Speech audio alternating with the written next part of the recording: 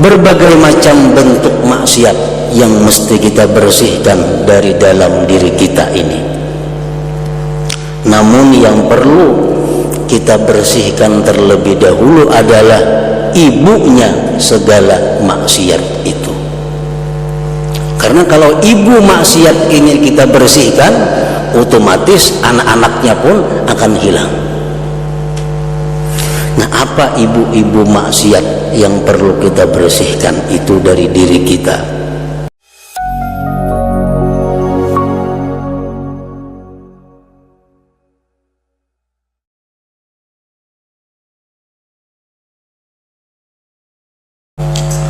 Allah Subhanahu wa ta'ala bersumpah dengan matahari dan cahayanya. Ini menunjukkan bahwa matahari itu mempunyai peranan yang sangat besar di dalam kehidupan alam semesta ini.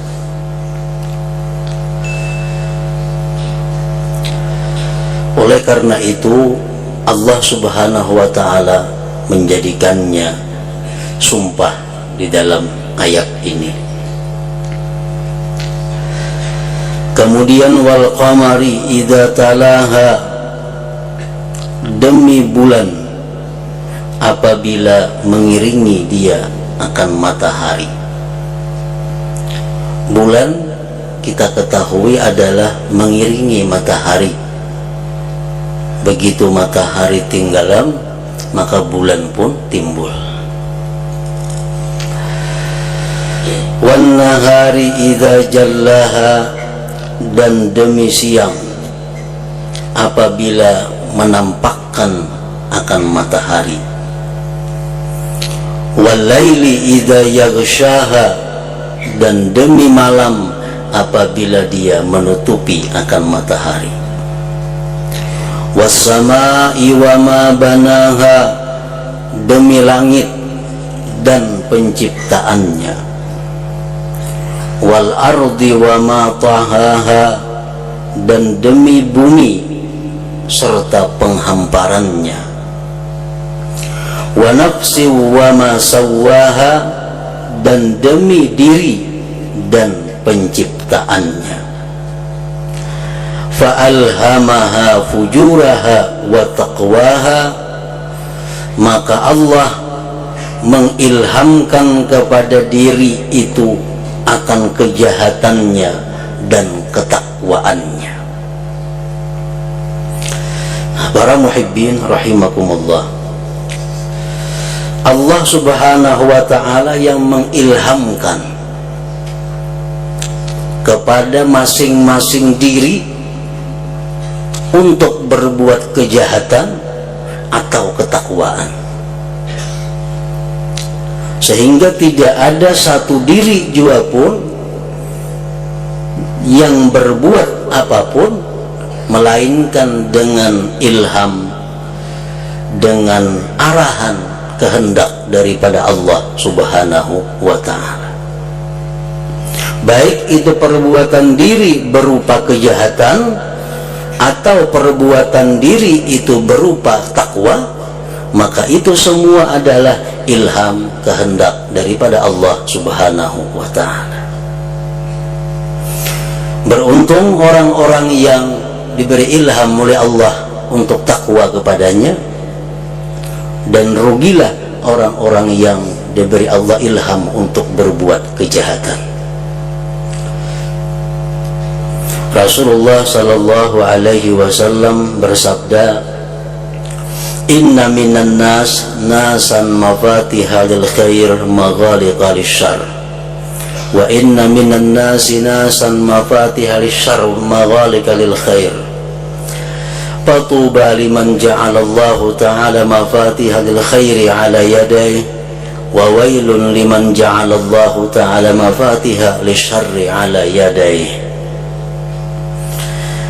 Sesungguhnya di antara manusia ada manusia yang merupakan pembuka bagi kebaikan, dan penutup bagi kejahatan.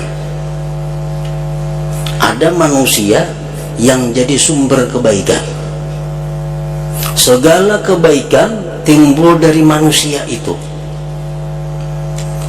dan segala macam bentuk kejahatan akan tertutup kalau manusia itu ada. Nah, ada sebagian manusia yang seperti ini, di mana inya berada timbul kebaikan, tertutup kejahatan. Dan sebagian manusia ada pula yang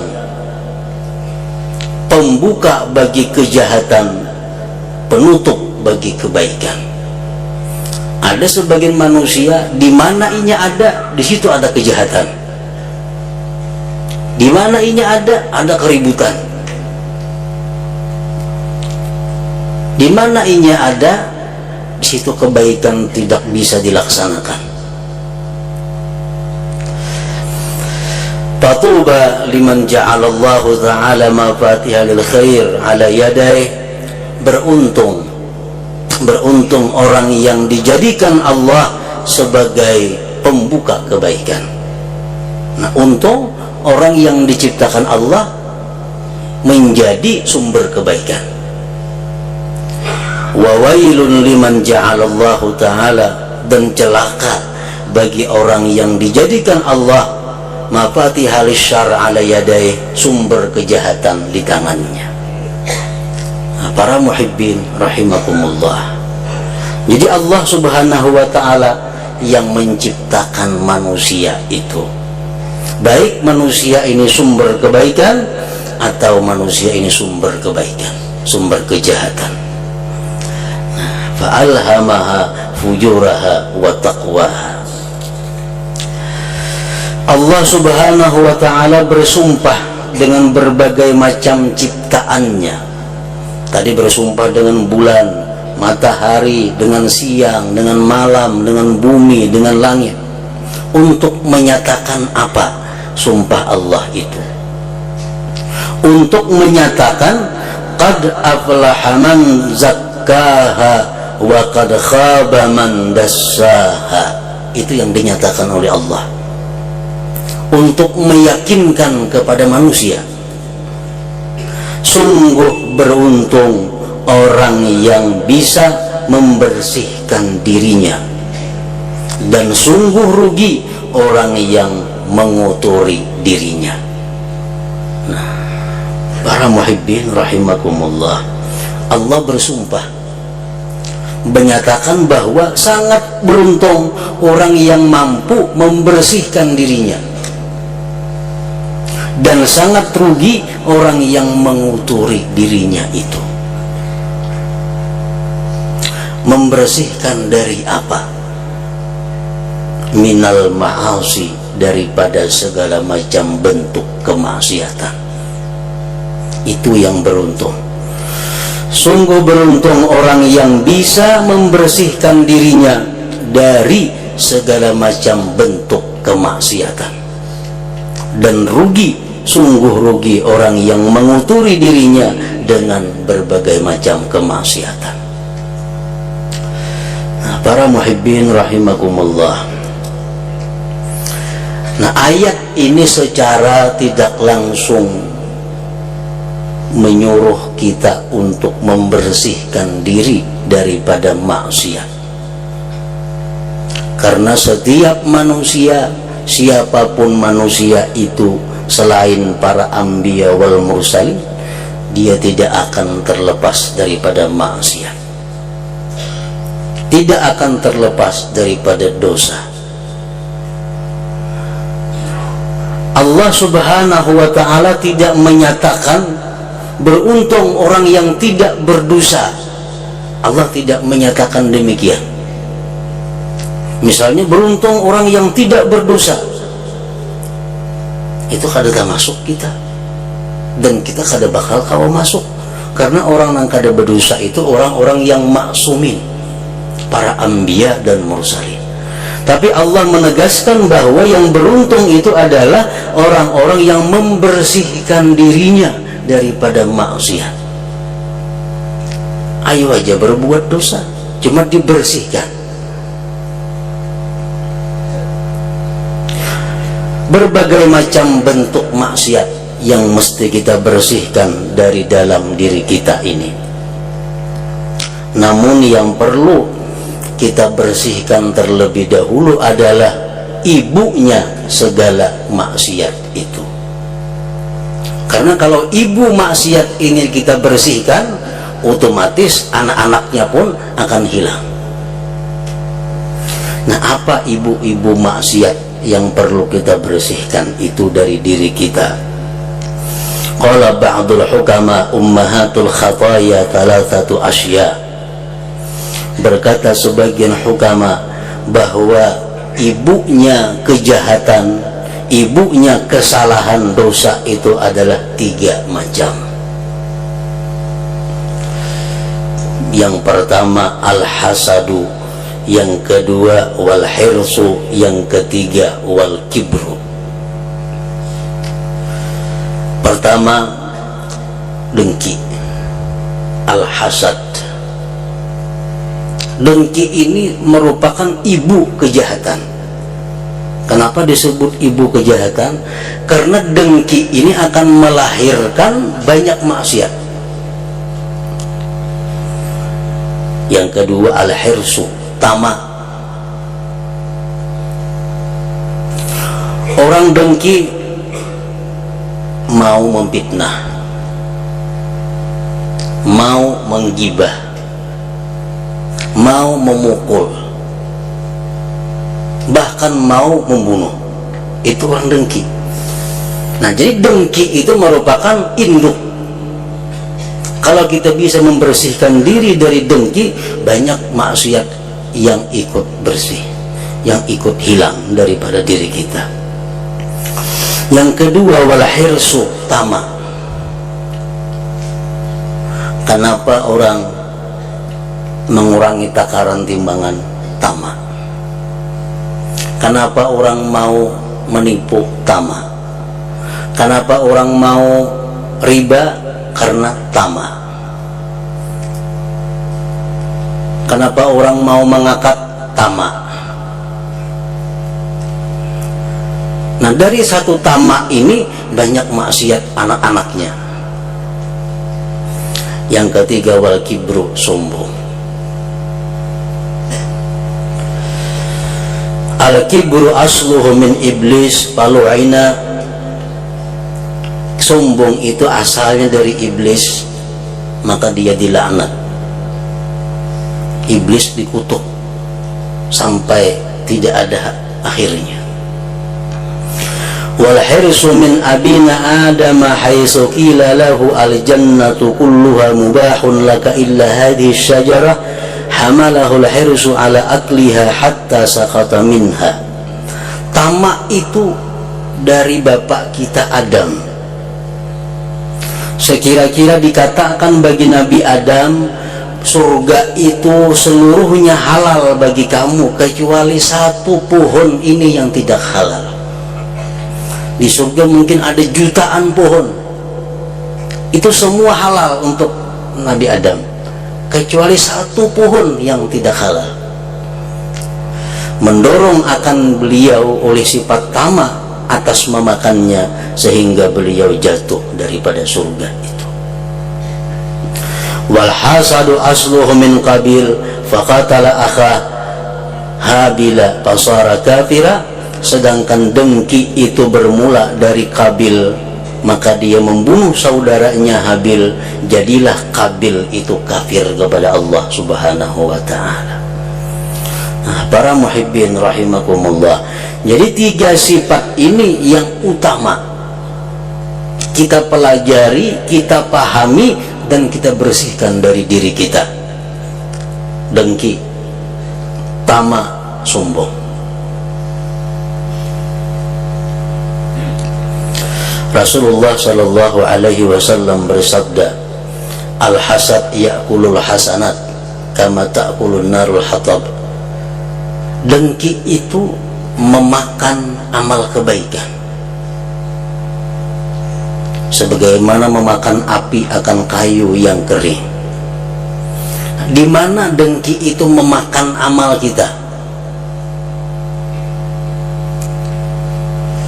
Dengan dengki seseorang bisa menggibah. Nah, gibah itu menyebabkan nanti di akhirat amal kita berikan kepada orang yang kita gibah. Makanya dengki asalnya. Dengan dengki kita bisa memukul orang. Nah, sebab kita memukul orang, di akhirat nanti kita akan bayar dengan amal ibadah kita. Akhirnya habis amal ibadah kita membayar-bayar oleh karena maksiat yang disebabkan oleh dengki itu.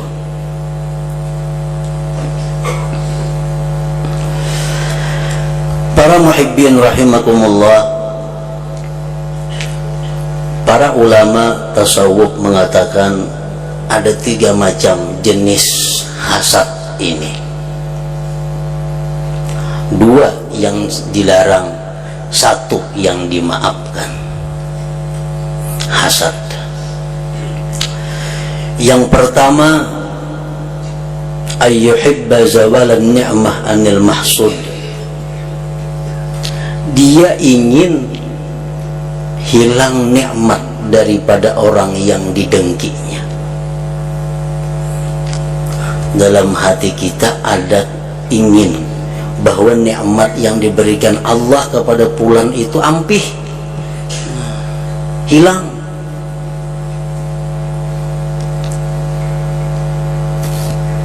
Nah, ini hasad karena, dan ini dosa besar.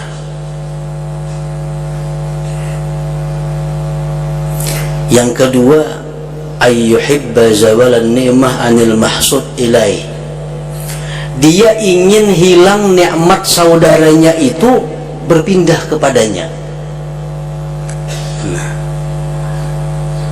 inya keberatan kawannya dapat nikmat itu, mestinya inya. Nah, ini pun diharamkan. Nah, yang ketiga, ayyashtahiya mithlaha li nafsih wa hadha ma'fuun anhu fid dunya wa mandubun fil akhirah. Yang ketiga, bahwa dia ingin dapat nikmat seperti kawannya tanpa mengingini hilang nikmat dari kawannya itu. Nah, ini kada apa-apa. Ini dimaafkan dalam hal urusan dunia dan disunatkan kalau hal urusan akhirat. Kawan nukar kendaraan, kepingin banaju hendak beli kendaraan yang macam itu, kan ada jadi masalah. Nah, itu urusan dunia. Kalau urusan akhirat, kawan misal pak amal orangnya, lalu kita hendak jadi pak amal macam ini, nah itu disunatkan. Nah, itulah hasad.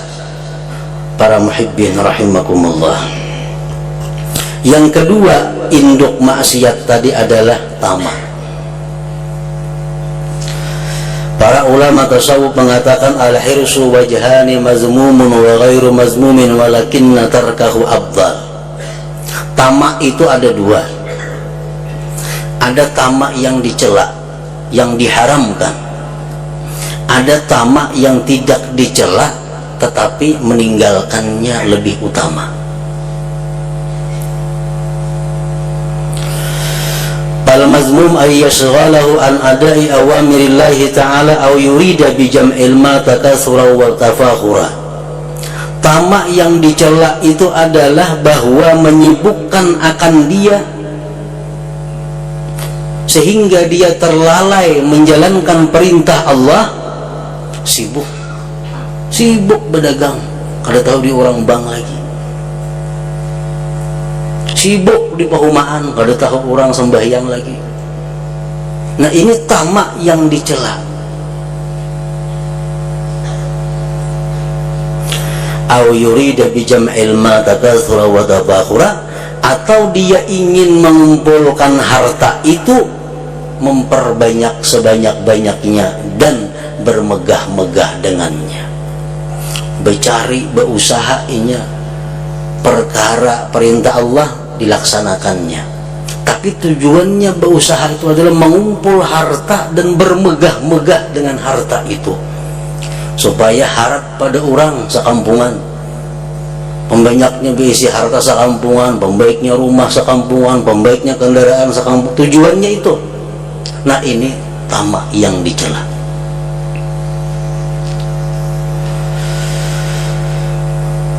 Wa ghairu mazmum walakin tarkahu afdal alla yatruka syai'an min awamirillah wa la yurida bihi takatsura wa tafakhura.